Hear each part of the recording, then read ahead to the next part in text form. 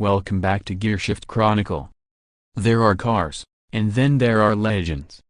And in the realm of automotive legends, few names evoke raw passion, unfiltered performance, and pure adrenaline like the Ferrari F40.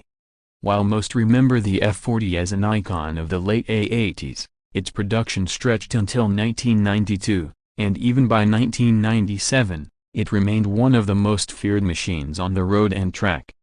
A car that was never tamed, never softened, and never diluted to meet comfort standards.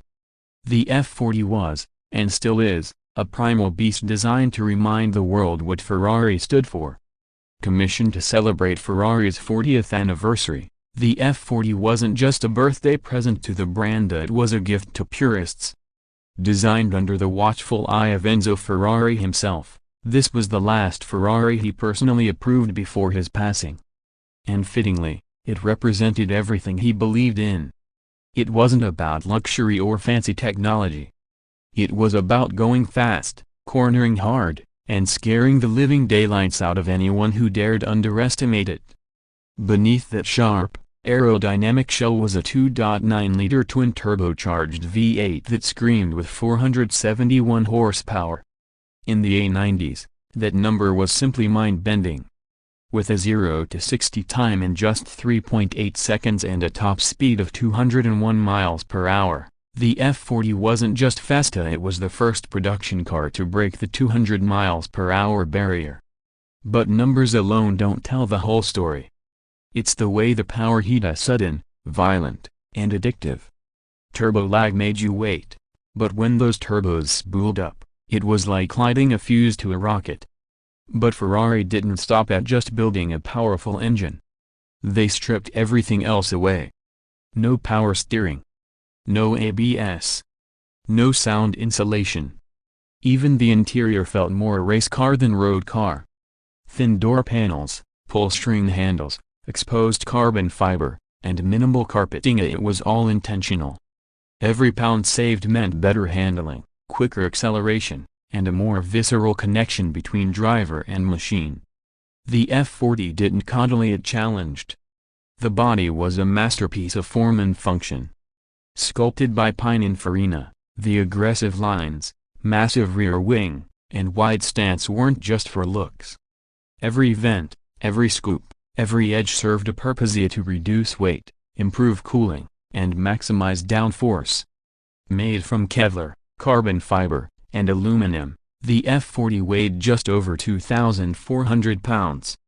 That's featherweight, especially when paired with that kind of power. Driving an F40 was not for the faint-hearted. It demanded attention, respect, and skill. There was no room for error, no electronic safety nets to catch a mistake. It was analog to the core. The clutch was heavy, the steering was raw, and the gear shifts were mechanical and rewarding. It required effort, but it returned unmatched satisfaction. The F40 wasn't about easy, it was about engagement. By 1997, the automotive world had begun moving toward more refined supercars.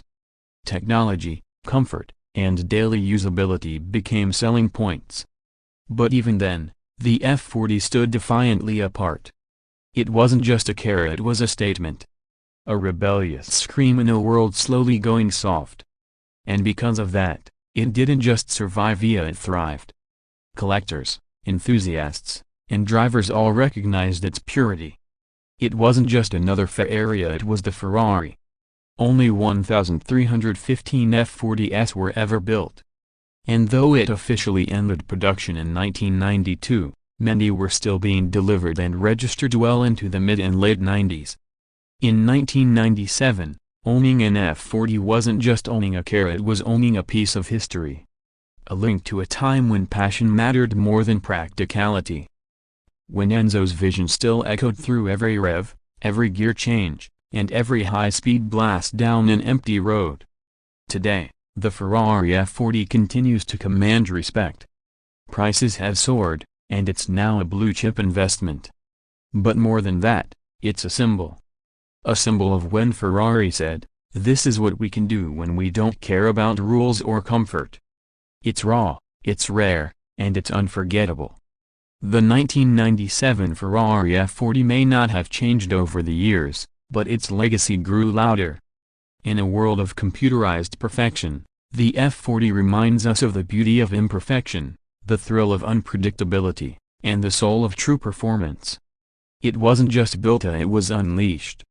Thanks for watching Gearshift Chronicle.